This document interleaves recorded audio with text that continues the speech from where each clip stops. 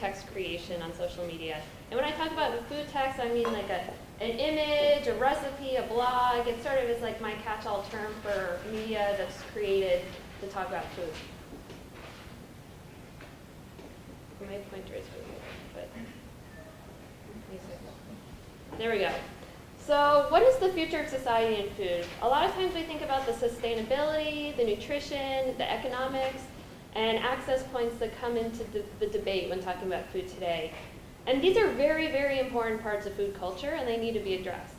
However, if we want any of the interventions that companies and industries and people are creating to catch on, we need to think about what are their barriers of adoption, and more broadly than price point and supply chain, like how will this actually become something that people will use? And so that is kind of a piece of the puzzle that innovation companies typically don't think about. They just think about this can save world hunger, but they don't think about how do I actually get people to eat it and want to eat it. So with that in mind, I originally had started my research by thinking about this idea of why are people afraid of new technological foods, for example, like cricket powders, which isn't really that new, but in terms of like a Western market, it's a new thing that people are thinking of. And so I spoke with Mark Post, who's a scientist in the Netherlands, and he was the founder of lab-grown meat, or in vitro meat. I don't know if you've seen the Petri dishes with the burger inside. He's the one who started that. So the first lab-grown burger was made in 2013, and it cost about $250,000 to produce at the time. But today, in 2018, they're able to make it at $10. So that is scaled down. And so talking to him, I wasn't asking him about the science. I was kind of asking him, like, what are the communication problems you've encountered with kind of creating this product? And he was saying, look, we have all the technology we need to solve world hunger. We have all the technology to move away from an animal-based diet. You can have protein supplements very readily available. It's the cultural issue that comes into place. So he said, there's something more to food than the issues of sustainability or nutrients. It is about the role food has within our society and the rituals that are built around it. It is the context and stories around foods that lead us to keep on eating them. Think of the rituals of like a barbecue and how drawn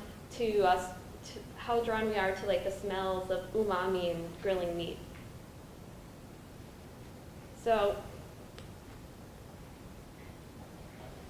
if we want to produce new food inventions, we need to figure out how to make them fit within our stories and the cultures we live in. And so with that in mind, while all the components of a fully functioning food system cannot be minimized, I wanted to uncover how visual images of food are used as tools for communication and community building. Specifically, what role do the digital platforms and information communication tools have in this changing relationship we have to our food? So in particular, I looked at digitally circulated media artifacts in a Western context that featured food as a primary subject. And like I said, I'll call these food texts frequently. And also, like, why media? Well, this is the only theory I'm gonna drop, so enjoy. Sociologist Irving Goffman contended in his book, The Presentation of Self in Everyday Life, that each person within a social interaction is attempting to guide and control impressions that are formed about themselves. So likewise, interpreting social data about others are key parts of survival within social interactions. It is important to be able to anticipate the outcome or the end product of an activity, as well as the other person's feelings towards themselves. And so while we don't have full data available to us about another person, their intentions and their true feelings, people typically infer these aspects by social interactions using clues such as hints, expressive gestures, cues, or status symbols. That is to say, without knowing someone fully, we draw impressions based on interpreting the outward appearances and what they do. So therefore, content created and circulated via social media typically gets interpreted as these clues that we use to understand each other and figure out our relationships to them.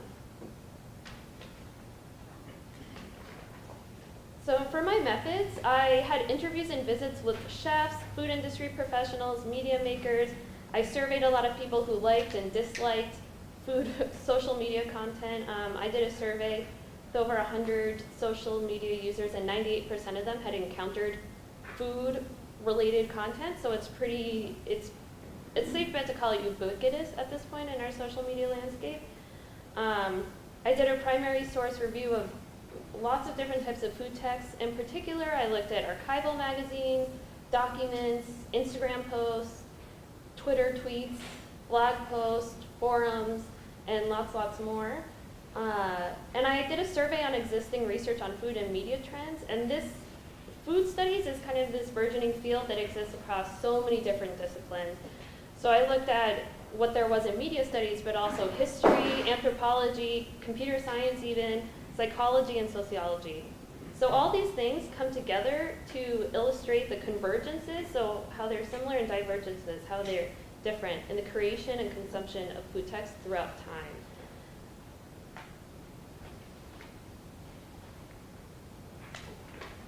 So what did I find out? Well, food is definitely a vessel for communication, and this we've known for a really long time. But now with these digital channels, their communication potential has been amplified. And it's the affordances of digital media, in particular the widespread networks it travels through, that helps give them more social importance to the messages people use to communicate with each other. So this gives food a new platform for communication. But also the power dynamic of food text creation has shifted from primarily originating from the expert to now mainly coming from mainstream diners or social media connected foodies. So how did we get here?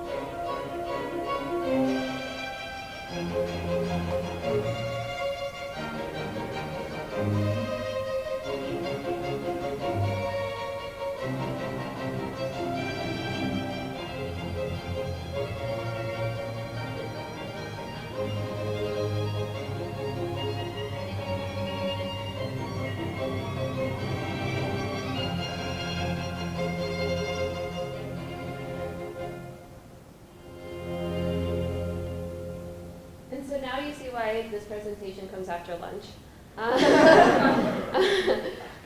So what do I mean? Like, how did we get here? What is here? In this particular case, this is the intro, whatever it's called, like the intro scene to the second season of Chef's Table on Netflix. And in this particular case, there's an artistic treatment of the footage documenting the process of creation of the fine dining experience and the creation of the food, the creation of the space, and just the whole story that's being told. And both elements, such as the ingredients on the tables and the people who cook the food and the kitchen cooks, and you saw the faces of the chefs, very melodramatically composed and shown. It's really saying that the food we're eating is not just for utility anymore. There's much more depth to this process, and it's being treated with a lot of respect. And this is new, but not so new. So the story that I'm going to unfold for you right now is exemplary, not exhaustive. So what I mean by that is I'm showing specific moments and pieces of what I think represent a larger trend throughout time. And so let's start in the mid-20th century, right around World War II. So Gourmet Magazine, the magazine of good living, it had the agenda of expanding cultural horizons through culinary explorations since its first printing in 1941. In the mid-20th century, there was the mass importation of European foods and flavors and an increasing ease of transatlantic travel, which positioned food as a dynamic part of social and cultural explorations. And the key word there is explorations. In particular, gourmet was pointed to as an indicator of how Americans had dropped their puritanical mentalities around food in the sense that it was just simply a utility in favor of an opportunity to exercise the taste buds with a variety of interesting flavors and to enjoy the experience in the company of family and friends. So this is kind of where gourmet food culture started being built. And so there's this reflexive relationship between recipe execution in a domestic space and the sociocultural connections that emerge from dining out and travel. However, these connections have existed within food culture at different lengths at one another.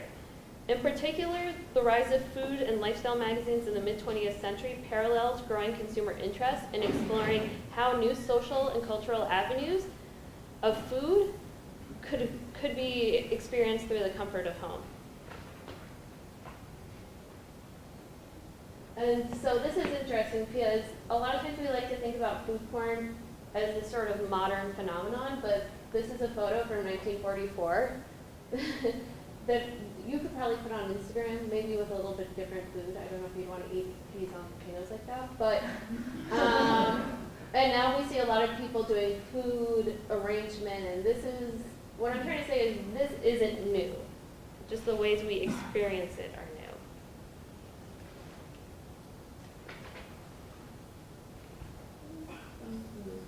So now we're going to speed up a bit and look at food text through time. Now we're in the mid-90s to the early aughts. And more recently, in the tail end of the 20th century and the beginning of the 21st century, digital avenues allowed for these cross-cultural and community connections to flourish with ease and at increasing speeds. While the experience of cooking for oneself in one's home was once private, digital media expanded the public purview of home cooking in an unlikely and profound way. Cooking at home became not only a cultural experience, but also a social experience. And just to give you some dates to keep in mind, Food Network was launched in 1993 and went more mainstream in 1997, but that's where we're looking at kind of it coming on TV in a very widespread network way. And the first recipe website was Epicurious, and it came out in 1995 from Condé Nast. And what's super interesting about Epicurious is it was one of the first few digital publications that was digital first. It wasn't a magazine that was trying to figure out how to be digital. It's totally started digital. And it's a pretty cool story. So the idea came from Rochelle Udell, who was an editor at Condé Nast, and she had an experience on an AOL chat where it was the night before Thanksgiving, and people were helping each other figure out how to cook their turkeys. And she was like, this is amazing that I can have all these people helping me in my kitchen being digitally connected. So they ended up taking all the recipes from Condé Nast in print and licensing them, and they had to get all thousands and thousands of recipes digitized to put it on the web. And this was before OCR or anything like that, so they actually sent it to a digital monk firm that these monks in Virginia would transcribe all the recipes. And apparently this was like a super common practice in the beginning of the internet, is these digital monks like built the internet, and that's pretty cool. So that's a cool like hidden labor thing. Thinking back to some of the other presentations, they were getting paid though. And so by 1998, Epicurious had a recipe database of 7,600 recipes. And by 2005, they had 20,000 recipes. And they were one of the first groups to be on YouTube. So that was pretty cool. If you guys have seen those videos of the hands making food from BuzzFeed Tasty, well, Epicurious did that way before, like in the early 2000s on YouTube. And they had crossovers with Williams-Sonoma to advertise on their site. They had a Discovery Channel series based on their show. And this was, like I said, all based on this online site. And this is the site map of the first thing, and some of the headlines from the first home pages. So it did kind of replicate what a newspaper would look like at first, but they could do really interactive things like make maps of growing seasons. And that was really, they think they may have been the first person, but I don't know. And so in my story also, I wanted to bring in the voices of some people that I had the pleasure of speaking with that I feel like really represent what was happening at the time, but also, more importantly, they had a stake in the game. So these were people involved in these transitioning times. So this is Louisa Weiss. She created her blog in 2005. It's called The Wednesday Chef. And she was super concerned when she started making her blog that she was late to the game because there were already 20 other food blogs on the internet. But she's still, now obviously she's considered to be one of the first food bloggers.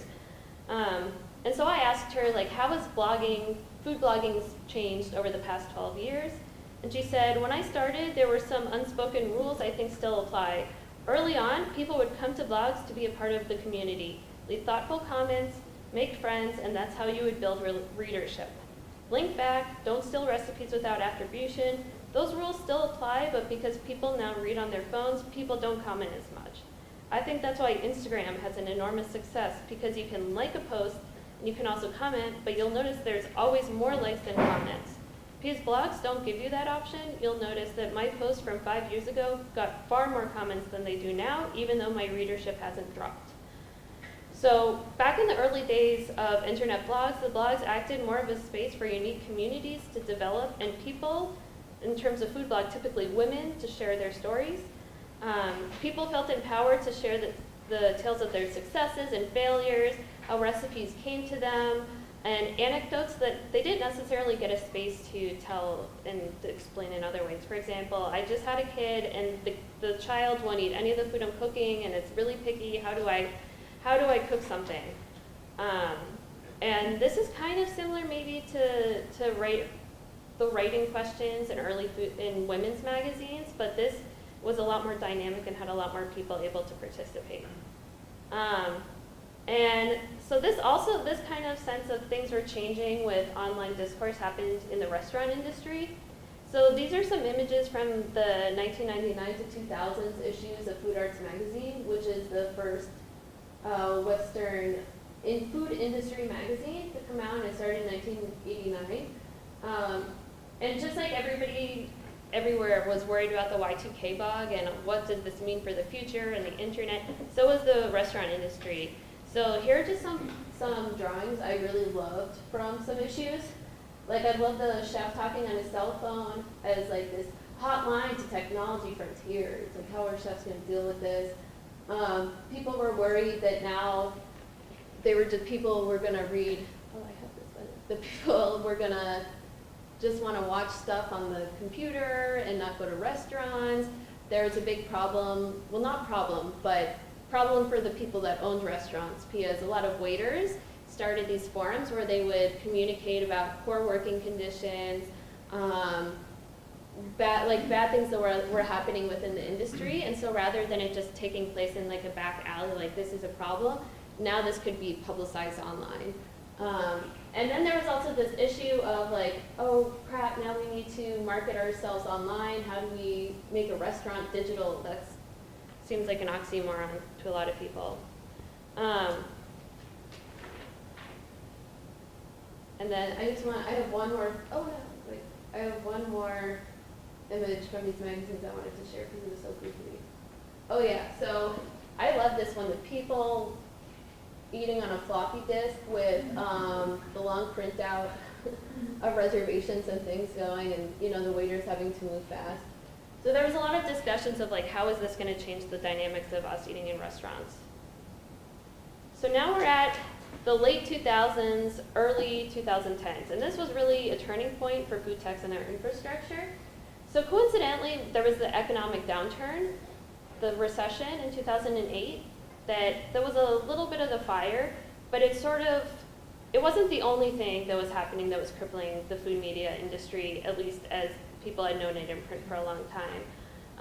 In 2010 was the first time that point-and-shoot camera sales declined as smartphones overtook them. So that was kind of like a watershed moment. And the internet and social media had become a lot more active. So it's not just the economic troubles that were hitting restaurants, but also just that people were going to other mediums. And so Ruth Reichel was the final editor of Gourmet magazine before it folded in 2009.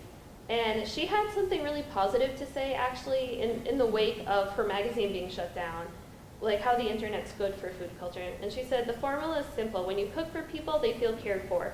That hasn't changed. What's different is that 40 years ago, my interest in food felt like a very solitary passion. Today, everybody's interested in cooking. And cooks connect in ways we didn't dream of before computers in our life. Now, thanks to Twitter, I have friends I've never met all around the world. These friendships may be virtual, but to me, they are real. I am no longer alone when I cook in my kitchen. But then on the other side, we have Christopher Kimball, who's sort of infamous in the food industry for many reasons, but he's behind Cooks Illustrated and America's Test Kitchen. And he wrote an obituary to Gourmet magazine when it shuttered in the New York Times. And he said, the shuttering of Gourmet reminds us that in a click-or-die advertising marketplace, one ruled by a million instant pundits, where anonymous Twitter comment might be seen to pack more resonance and useful content than an article that reflects a lifetime of experience. Experts are not created from the top down, but from the bottom up. They can no longer be coronated. Their voices have been deemed essential to the lives of their customers. That leaves, I think, little room for thoughtful, considerate editorial content.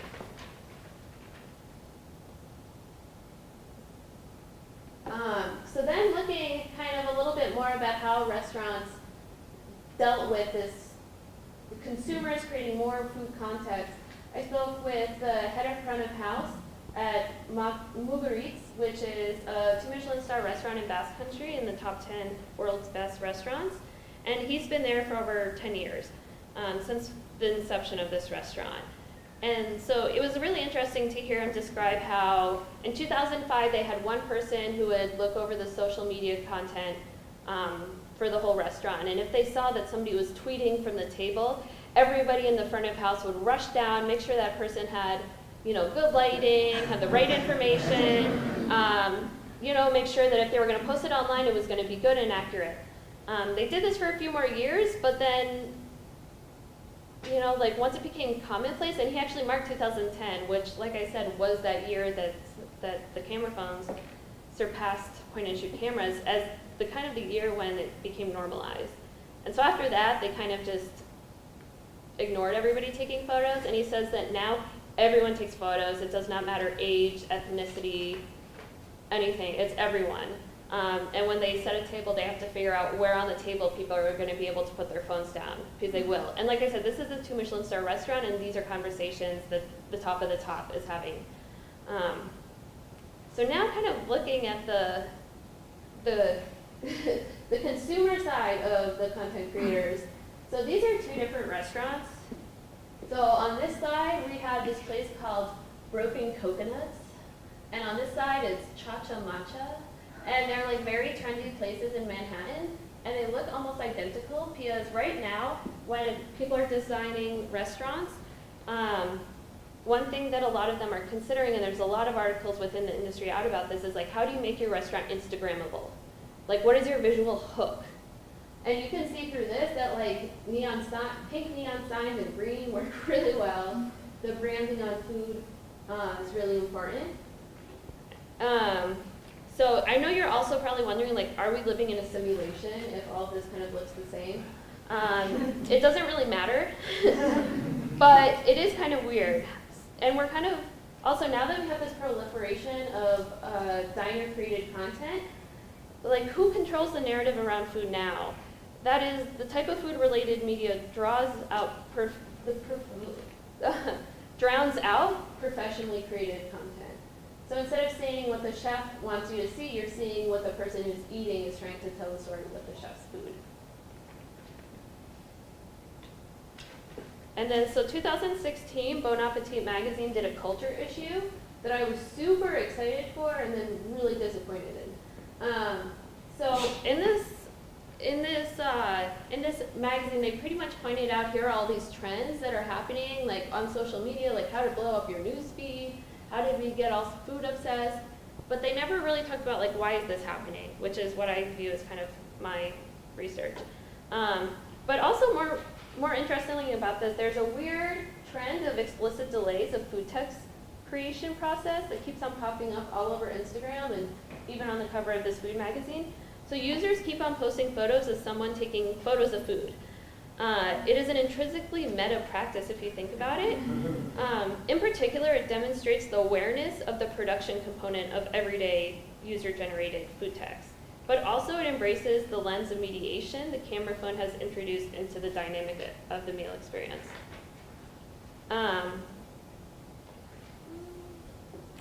And then I also spoke with David Ma, who's a major food artist, creative director, and an influencer.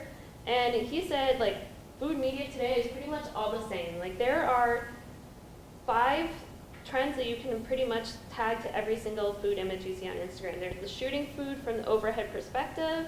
There's lifting ramen or noodles high into the air for the photo. There's like the donut tear in half to show the insides. There's the sped up videos of, bird's eye view down of the food being made, and then cheese polls are super notorious as well. But then, so if there's kind of this homogenous, overwhelming world happening of food text creation, like what do chefs do now? So this is Rene Redzepi from Noma. And he is probably my favorite Instagram of all the chefs. So he posts a lot of content of him foraging through the Nordic fields, looking for restaurant ingredients, going all over the world, crustaceans, food that, showing videos of meals that they tried to create that didn't go well. So he's kind of trying to reclaim this narrative of this is my food that I'm creating, it's not just your Instagram picture. And it's really giving visibility to also the chef process that happens. And it's important to note that like the dynamics of a successful chef in fine dining is cultural and symbolic capital versus economic, like straight up economic cash money. So that's kind of where fine dining media production is different than middle chains. And then one more group of people I want to bring up. So this is Louisa and Jordi Roca of Celler de Can Roca. So this is, it's been like top 3 restaurants in the world, and he's considered the best pastry chef in the world. And so when asked about social media and food, they said, what's different now is everybody will come to your restaurant and know exactly what their food will look like. So you have to think of other ways to innovate that dining experience in ways that a photo cannot capture. But on the flip side, since everybody's seeing the images coming from your restaurant, you have more space to tell a narrative outside of your restaurant.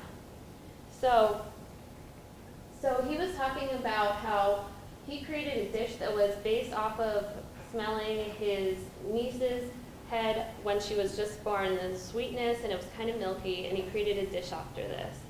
Typically, the chef would not be able to tell this story. He would just present the dish, and he would know that story, but now through Instagram, he can show photos of the process and be able to tell that story to a much larger audience.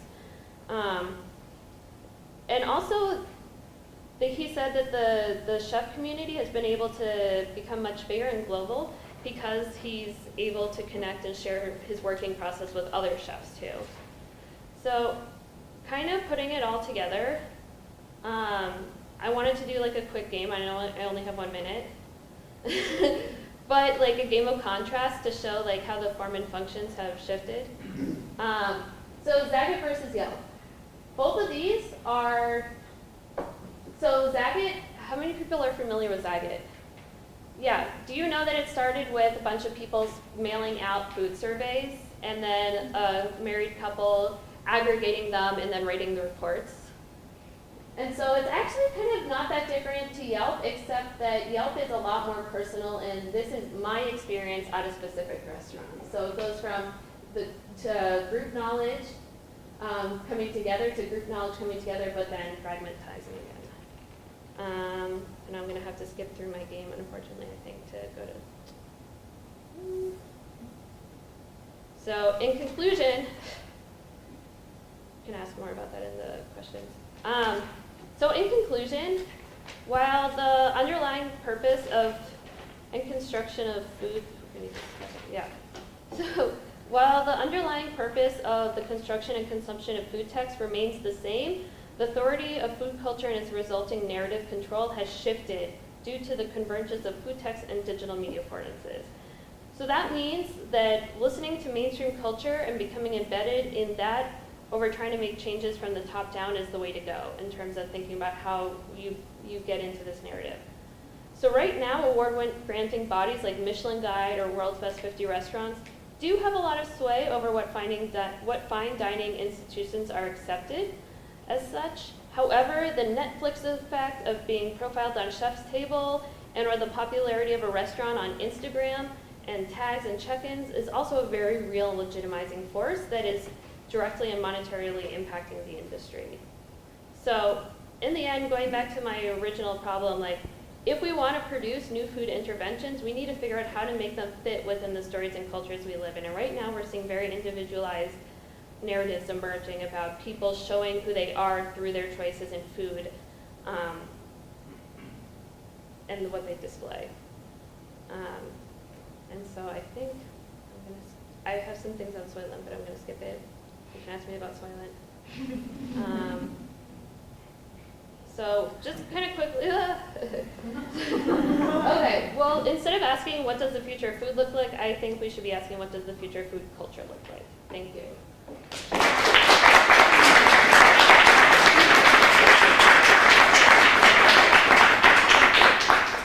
Heather, do you have a question? Yes, I do. I was wondering if you could talk about what the role of class and race might play in the wider context of your research. I was really struck watching Chef's Table that this was for an extremely highbrow audience of people who really have no concerns about access to food or about hunger issues and so on. It struck me as a very kind of alienating experience and very much about plating and design and little tiny pieces of food for very large amounts of money. And that thought was brought home to me towards the end when you talked about the description of a food smelling like a newborn baby's head, which to some people would sound very romantic and wonderful, to other people would just sound like cannibalism or the worst possible description for food that has nothing to do with the reality of people and how they interact with food. And on the flip side from the gourmet culture, if you like on Yelp, is people actually talking about like, I wouldn't pay $20 for this cheeseburger. This is worth $5, and so that element is obviously out there, but it feels like separated from gourmet food culture. Yeah, so I think you hit on a lot of points there. Some of them being like worries about access to food. Another in terms of also being part of food culture, you were hitting on like just focusing on design and not worrying about the implications maybe for that. And then the last one, can you repeat it, please? Well, I think I was pointing to this sort of practical reality of a part of food culture, which is people give out reviews to tell you if it's worth your money to go to some place to eat out, versus the gourmet food culture that is about visual, what some people call food pornography, visual presentation, and the image as a substitute for actually eating. Yeah, so I have a few things to say on that. One, what's been really interesting is now that these fine dining chefs have been able to get a lot more publicity through things like Instagram, a lot of them have started doing food accessibility and food security work through having this greater voice. So for example, Massimo Barati, I always call him like burrata, like the cheese. But he right now is considered the best chef in the world, and in Paris he just opened a homeless restaurant. So only homeless people are allowed to eat there, and he creates really fantastic food for them. I've also started seeing this trend where Michelin star chefs will create more accessible price point versions of their meals. So for example, Jordi Roca, the pastry chef, he has an ice cream place in downtown Barcelona where you can get an ice cream for €2 that's inspired by a dessert that you can get at Celler de Can Roca. So they're kind of trying to think about like, how do I take my vision and make it more accessible? I think it also has to do with like building a greater cultural capital for them. Is economically motivated, but also like you have Dan Barber, who does a lot of food security issues. There's a bunch of chefs in San Francisco that are really working to try to bring fresh food and working with local chefs in underserved areas to get more food. Like there are efforts. And the chefs are trying to give it that kind of still glamorized food culture narrative so that people pay attention and help. but they're not always successful.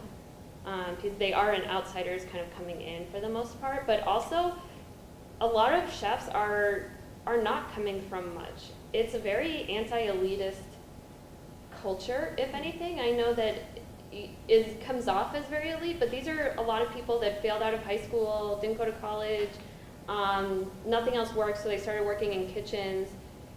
So you can't discount like their experiences and think this is only like hoity-toity, because the people in the kitchens typically aren't. I don't know if that answers all of your questions, but I could talk for another few hours on that. Yeah, I saw Kelly raise her hand first. Really good talk. I wondered if you could talk a little bit about the relationship between the sort of like social media food practices and also like mainstream, like Food Network kind of television shows like MasterChef, because I know that sort of some of these chefs who are of this sort of social media presence also have a presence on television. I honestly don't know too much about Food Network because, except for what I've watched from it, that seems to be very formulaic in terms of they know that these things get high ratings, so they just keep on rebranding them as like, now it's Cupcake Wars, and now it's kids cooking and things like that. But the Food Network chefs typically do not have the same sort of process-oriented Instagram presence the way fine dining chefs do. Sasha. Yeah, thank you so much for this presentation. I have a comment and a question. The comment just about sort of like when you started the presentation, your initial framing was around the need to be able to develop narratives that people would accept new types of food and food technology. But we didn't really get to that at the end. So I was curious about that. Also, I'm critical of the sort of the rhetoric that we need technology to solve hunger. That's something that people will use in the industry, but as you know, we have enough food to solve hunger. Yeah. But that's not actually my question. My question is more about, I was really interested in this, in the lower left of one of the slides that you showed, was about sort of restaurant industry magazines being concerned about restaurant workers organizing. And I've noticed over the last 10 years or so, partly through, that one. So partly through the efforts of folks like Restaurant Opportunity Center, there's a whole new sort of social movement around actually different components of the food chain, including so Rock links food restaurant workers back of the house, tries to organize them together with front of the house workers, and even has had some success linking the whole distribution chain, so farm to table. So they have had some success with campaigns around raising the wages for tomato pickers, and they also have recently had some success around tip food. So I'm wondering if you could share a little bit if this is this conversation about sort of justice across the chain of production, distribution, serving, if that's something that, like what are the ways that shows up in the types of texts and spaces that you're looking at now that are the same or different from what was happening when the web was new? Yeah, so I think, especially through the chef's Instagram, since they're able to show where the ingredients come from, those farmers are now becoming part of this narrative that maybe if you went to a frou-frou restaurant and they put a plate down, you wouldn't know where that came from. Maybe they would tell you it came from a farm, but now you could look on the chef's Instagram and actually see like the pigs coming out with the chef and the chef being like, you're the one I'm gonna take.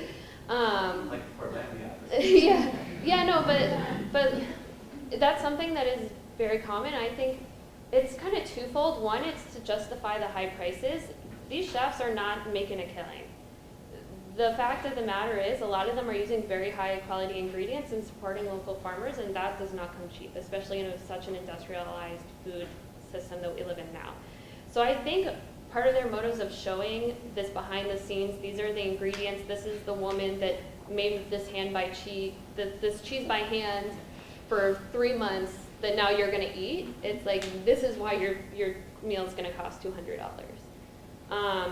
But also I think it is helping, and you don't just see fine dining chefs posting, but in Boston, a lot of the people in kitchens are posting photos of them creating food, and I think having more visibility of that behind the house process is helping people within society become, well, I think they should have already been okay with raising wages for kitchen workers, but maybe now when there's the 3% kitchen staff price at the end of your meal. It's like, oh, well, I see them post on Instagram, like they're doing work, this is something they care about. It's kind of giving visibility to the labor as well. Marielle. Vicky, as always, your research fills my heart and my mind, and I really want to hear your reading of Soylent as a proof And then, I think we'll end on that. okay. Great. So kind of going to this tech as a solution for everything thing. So I want to first of all say Soylent is just the male version of Slim Fast, and it came to the market decades later. So I'm not too impressed on that front. But also when it was, let me find my notes on it, sorry. But also when it got first introduced to the market, it was sold on the issues of productivity, convenience, health, sustainability. But then if you were reading the reviews of people on like Vice that were saying, I ate only Soylent for 30 days and this is how I felt, it ended up, people had social isolation because food is such a huge part of community creation and our identity, and boredom and like identity crises, and it's just like a whole bunch of unintended consequences. So pretty much they were trying to isolate themselves from food culture in a way. And now if you look at the way that Soylent's marketing and product changes are going, now there's a Chive version of Soylent. So like if we're starting to flavor all of it, it's not just this like utilitarian thing anymore. And spices are the most politically raw area ever. And now it's like, oh, look, it's like an ice cream, but it's Soylent. So I think they're kind of catching on to what I'm saying, is that you can't just have these technological interventions and expect them to catch on. I also agree, Sasha, with your earlier point that it's not just technological innovation that needs to happen for it. It's a lot of food waste. There's so many things that could be done much, much better, but it's just a matter of changing the narrative and getting people to buy into it and really being committed to making these changes. And with that, Thank you.